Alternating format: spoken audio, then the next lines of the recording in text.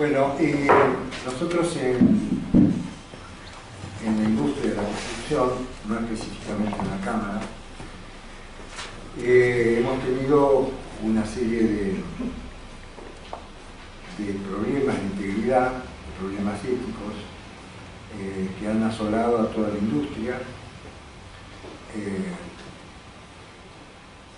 Lamentablemente hubo toda una organización que hizo esto, no solamente atravesó la industria de la construcción, sino que muchas otras actividades comerciales e industriales.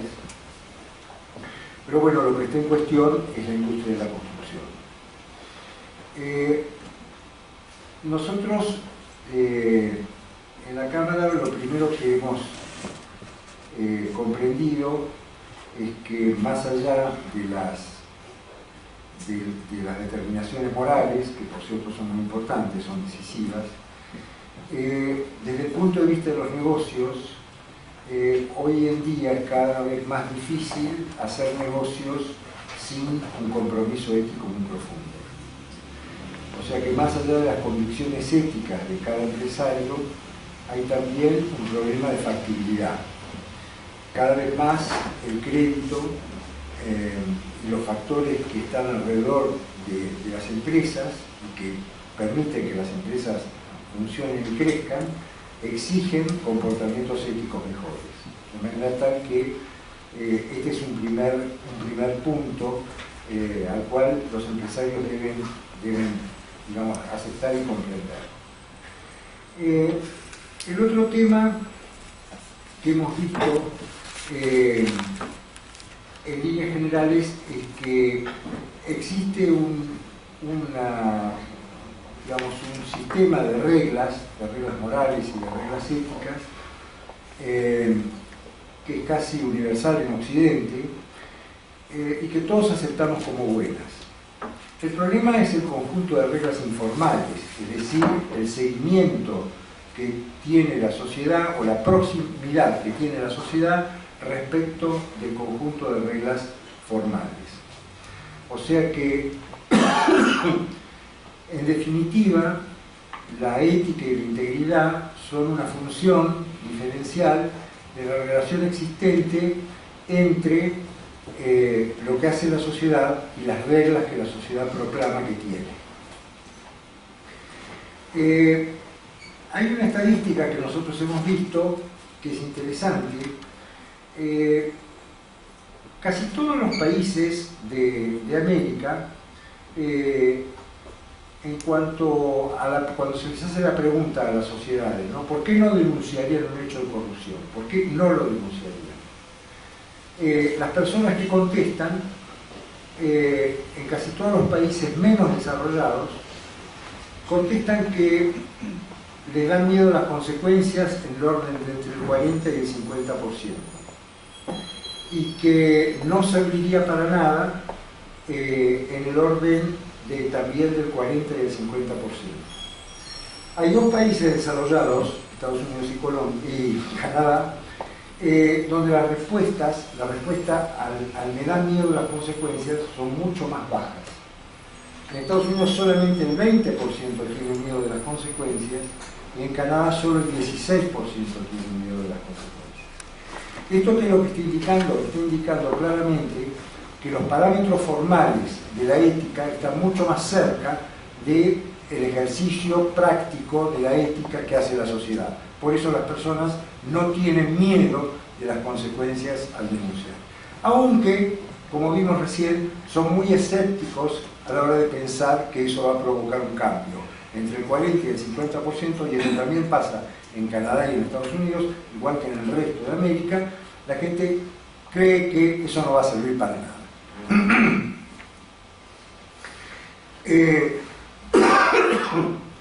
Nuestro país es un país anómico. Los argentinos no cumplimos las reglas. Y la distancia entre las reglas formales y las reglas informales es abismal.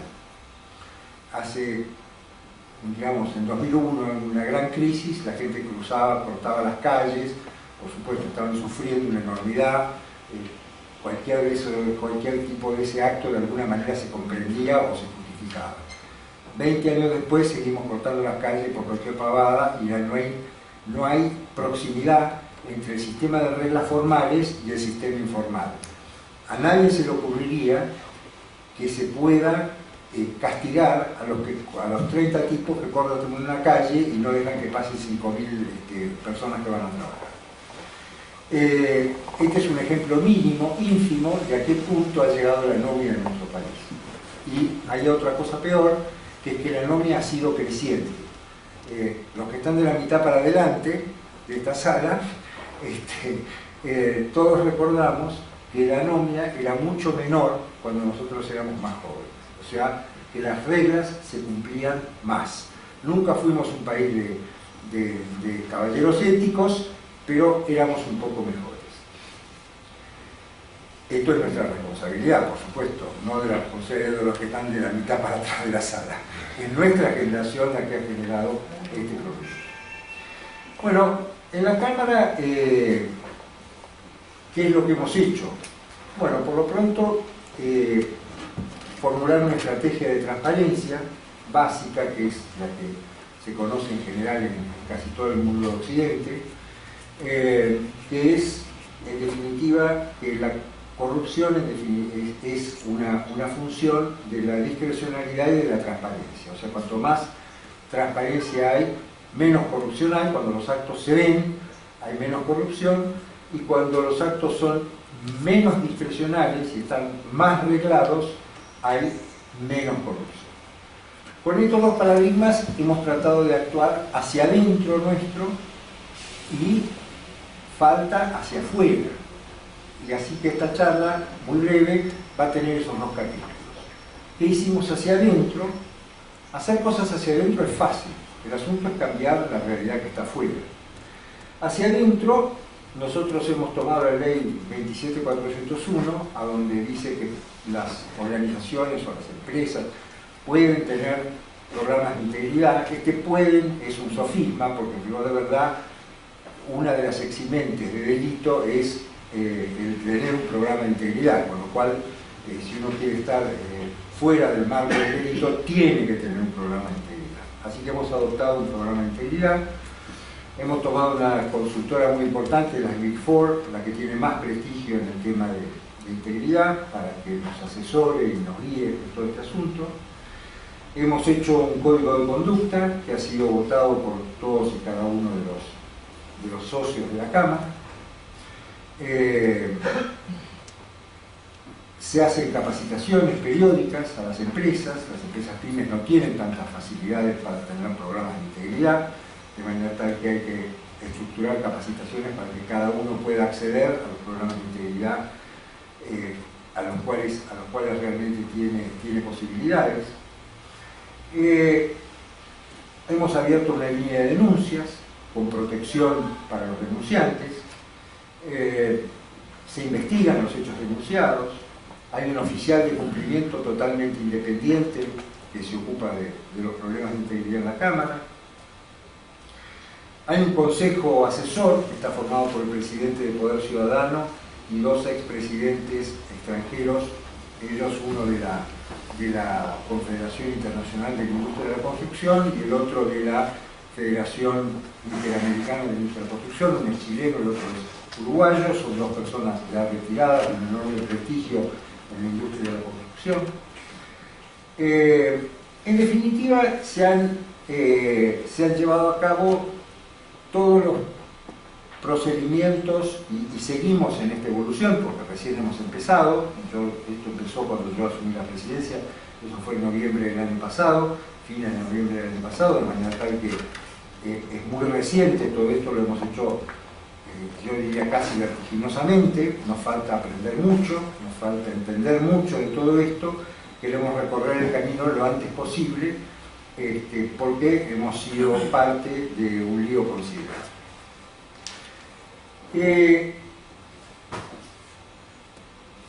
Ahora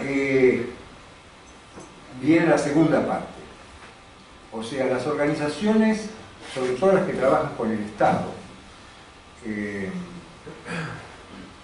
donde, digamos, los socios de la Cámara hacen obras privadas y obras públicas. En las obras privadas los problemas de integridad son muy menores y la realidad es que no han salido a la luz porque prácticamente no existen, o son problemas que tienen intraempresa, que hay un empleado, que no sé qué. Pero los problemas se dan con el sector, en el contacto con el sector público. Casi un 30% de nuestra industria que tiene contacto con el sector público, hace contratos públicos. Bueno, los contratos públicos en Argentina están regidos, hablo de la administración de los contratos. Para administrar un contrato, la administración del contrato está regida por un sistema jurídico que se llama el derecho administrativo. El derecho administrativo argentino es un derecho administrativo que tiene más de 60 años en su concepción, es muy absolutista, y la fórmula de la cual yo mencioné recién, donde decía que la corrupción era una función de la transparencia y de la discrecionalidad, bueno, la fórmula está aplicada exactamente al revés. Hay muchísima discrecionalidad y poquísima transparencia. Esto no es un gobierno, otro gobierno o el gobierno anterior. Esto es un sistema de reglas que existe. Uno lo lee y es de esa manera. La administración argentina no tiene plazos para decidir. Decide cuando le da la gana. La ley de administración financiera en Argentina, esto es un récord casi mundial. Yo no he encontrado en la legislación comparada otra ley que diga que el Estado paga cuando quiere. O sea, hay una ley de presupuesto donde se fijan las partidas, los ítems, en esta casa son expertos en todo eso, y está bárbaro. Todos votamos, aplaudimos y termina este episodio. Después viene la Secretaría de Hacienda, que es la que fija una cosa que se llama la cuota compromiso, para la cual no tiene absolutamente ninguna regla. Hace lo que le parece.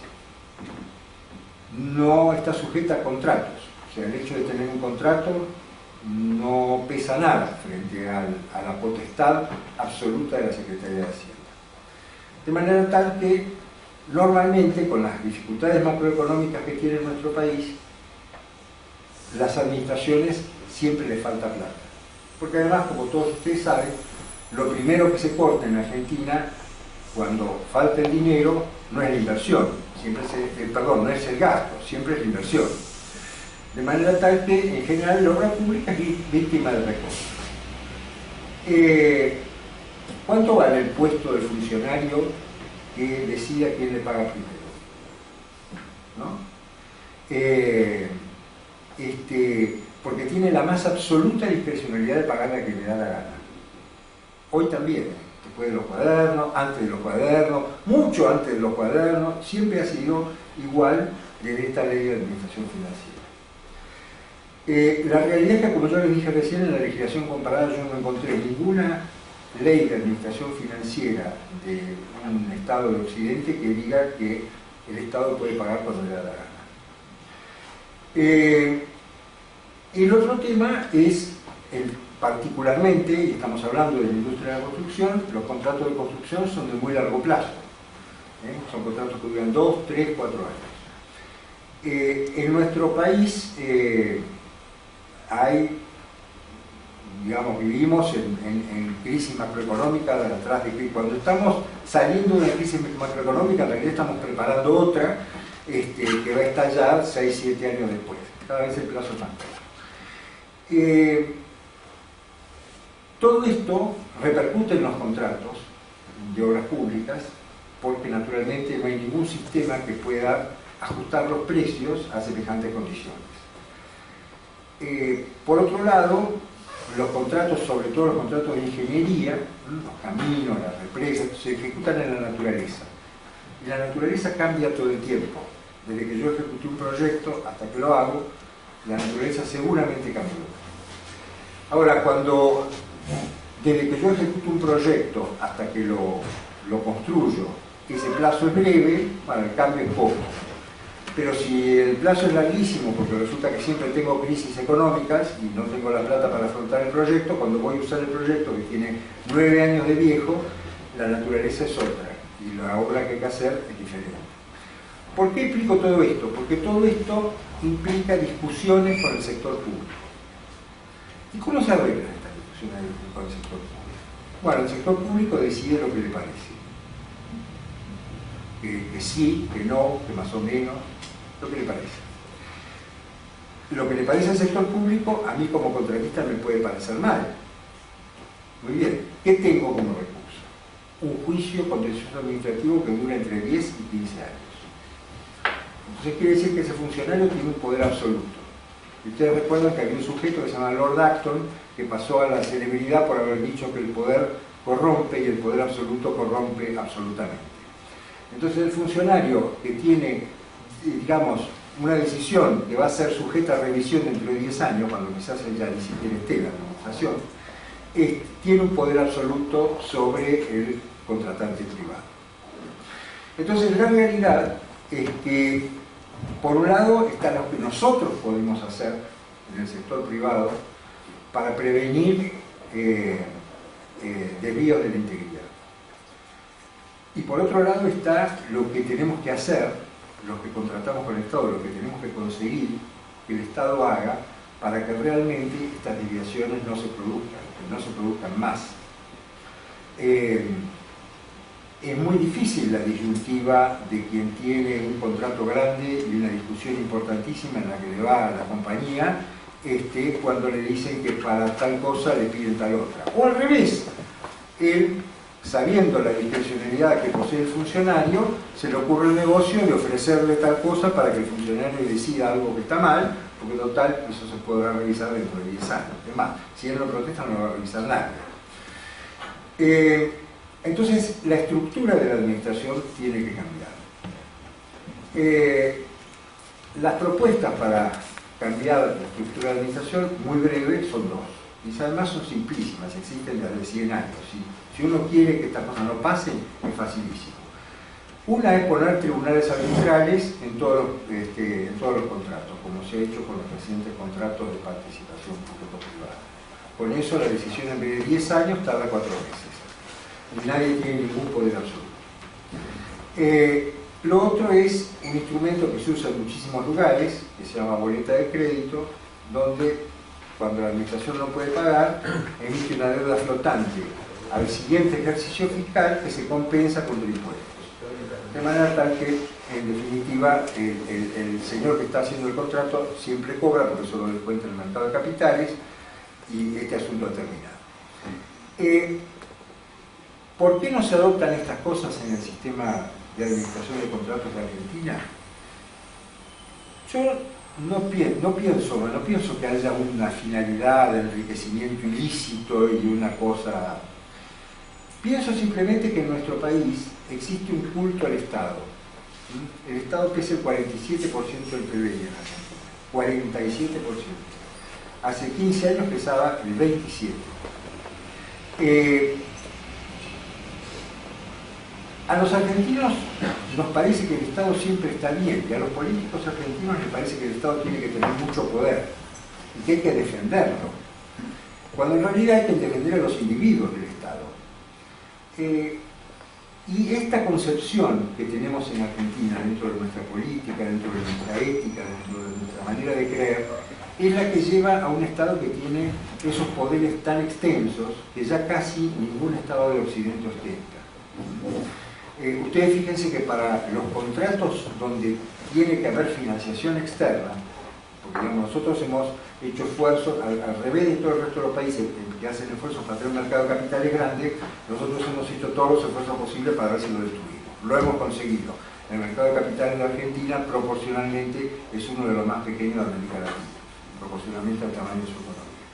Ahora, entonces, si se hacen obras con financiación, necesariamente la financiación hay que buscarla en el mercado de capitales externos, así que va a haber que ir a bancos de inversión que van a buscar la plata en otros mercados. Muy bien. Todos esos contratos que se hacen tienen las instituciones que yo he mencionado, porque ningún